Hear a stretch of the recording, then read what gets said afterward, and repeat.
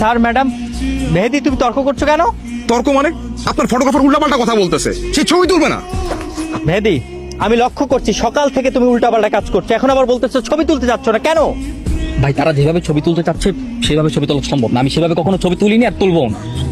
তোলো নাই তুলবা, যে কাজ কোনোদিন করো নাই সেটা তুমি আগ্রহ নিয়ে করবা, সেখানে তুমি বলতেছো তুমি ছবি তুলতে পারবা না। ভাই দেখেন, তাড়াতাড়ি করেন, হলুদ রাত্রের বেলা, বেলা ঘুরিয়ে যাচ্ছে, এখন সময় নাই ভাই। বোঝান আপনার ফটোগ্রাফারকে, এখানে শেষ করে আমাকে হলুদের প্রস্তুতি নিতে হবে।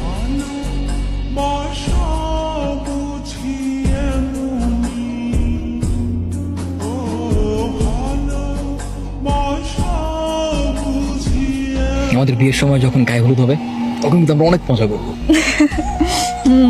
আমি হলুদ রঙের শাড়ি পরবো, সবাই আমাকে হলুদ মেখে দিবে, কত মজা হবে। ভাবতেই কেমন শান্তি লাগে। কিন্তু তুমি তো আমাকে দেখতে পারবে না। কেন কেন দেখতে পারবো না কেন?